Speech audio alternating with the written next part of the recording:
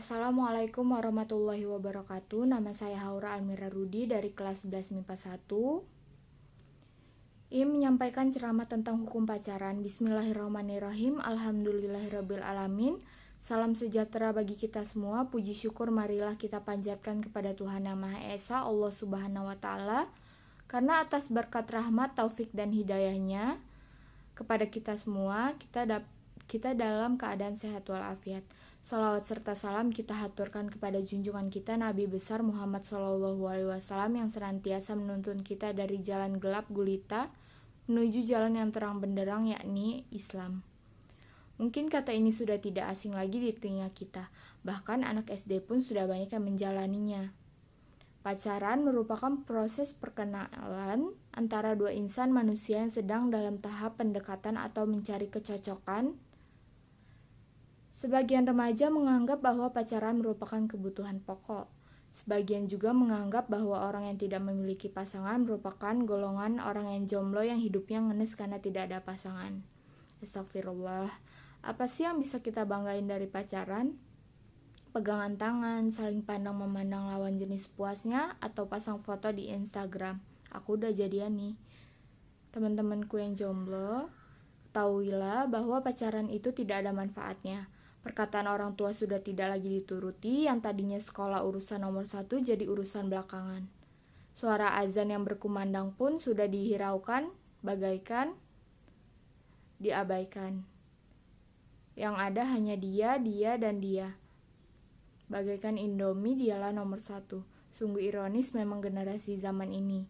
Teman pacaran itu tidak mendatangkan manfaat. Tidak disebutkan dalam Al-Quran dan tidak dianjurkan pula dalam Islam. Berdasarkan firman Allah Subhanahu wa Ta'ala pada Quran Al-Isra ayat 32, dan janganlah kamu mendekati zina, karena sesungguhnya zina itu adalah perbuatan yang keji dan seburuk-buruknya jalan Allah. Lalu, jika itu zina, apakah cinta itu dilarang dalam Islam? Jawabannya adalah tidak. Tidak ada larangan untuk mencintai dalam Islam. Yang ada bagaimana kita menyalurkan rasa cinta tersebut kepada lawan jenis. Cinta kepada lawan jenis merupakan hal yang fitrah bagi semua manusia. Karena sebab cintalah keberlangsungan hidup manusia bisa terjaga. Oleh sebab itu, Allah Ta'ala menjadikan wanita sebagai perhiasan dunia dan kenikmatan bagi penghuni surga. Lantas, bagaimanakah penyaluran cinta yang dimaksudkan dalam Islam? Yang pertama, niatkanlah pada Allah. Seperti yang tertera dalam firman Allah Subhanahu wa Ta'ala dalam Quran surat Qasas ayat 50 yang artinya, dan siapakah yang lebih sesat daripada orang yang mengikuti hawa nafsu mereka belaka dengan tidak mendapat petunjuk dari Allah sedikit pun. 2. Menjaga pandangan. Mencintai seseorang yang belum menjadi muhrimnya tentu tak boleh berlebihan, misalnya dalam memandangnya. Walaupun memiliki perasaan lebih dan tidak mendekat secara langsung, melihat yang bukan muhrimnya pun juga termasuk zina mata yang harus dihindari. Lebih baik berjuang dengan sabar hingga mendapatkan hubungan yang halal. Saat kita sebagai muslimah sedang jatuh cinta, kita hendaknya menjaga pandangan dan kehormatan sebagai muslimah.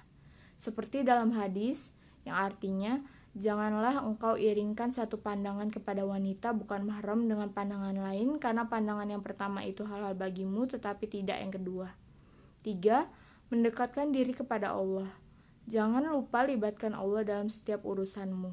Seperti yang diriwayatkan dalam hadis yang artinya, jika ia mendekat padaku sejengkal, aku mendekat padanya sehasta, aku mendekat padanya sedepah.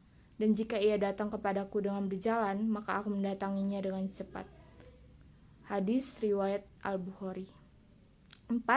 Jauhi zina. Dalam memperjuangkan cinta, hal utama yang harus dihindari adalah zina, yakni zina dalam bentuk apapun, baik zina hati, zina mata, zina pikiran, maupun zina perbuatan. Karena semua itu tergolong dosa. Seperti yang diriwayatkan dalam sebuah hadis yang artinya, barang siapa yang beriman kepada Allah dan hari akhir, maka janganlah berhalwat dengan seorang wanita tanpa disertai mahramnya, karena sesungguhnya yang ketiga adalah setan. Hadis riwayat Ahmad. Contohnya ialah memperjuangkan cinta dengan menyatakan tetapi tidak segera menghalalkan. Dan contoh yang paling sering ditemui ialah dua orang yang saling mencintai dan pacaran yang jelas-jelas dilarang oleh syariat Islam. 5. Sholat istikharah. 6. Memperbaiki diri. 8.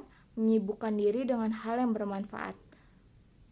Alangkah lebih baik jika seseorang yang diperjuangkan nantinya bisa hidup bersama dalam kelancaran dan keberkahan, bukan menyusahkan dan membebani. 9. Diam. Jika merasa belum siap untuk menyampaikan cinta tersebut, maka jalan yang terbaik adalah diam. Diam mencegah dari fitnah dan mencegah dari hawa nafsu. Diam adalah jalan terbaik sambil menunggu dan memperbaiki diri menerima petunjuk yang terbaik dari Allah. Sehingga hati akan terasa tenang dan jauh dari gelisah karena menyadari semua yang ada di dunia ini haknya Allah. Seperti kisah cinta Ali bin Abi Thalib dan Fatimah yang awalnya lalu diperjuangkan dalam diam hingga Allah menunjukkan jalan pada mereka untuk bersatu. Demikian ceramah yang dapat saya sampaikan pada kesempatan ini. Semoga dapat bermanfaat bagi kita semua dan dapat kita aplikasikan dalam kehidupan sehari-hari. Lebih dan kurangnya mohon dimaafkan. Yang benar datangnya dari Allah Subhanahu wa taala yang benar. Akhirul kalam, subhanaka Allahumma wa bihamdika asyhadu alla ilaha illallah anta astaghfiruka wa atubu ilaik. Wa wallahul muwaffiq ila aqwamit thoriq. Wassalamualaikum warahmatullahi wabarakatuh.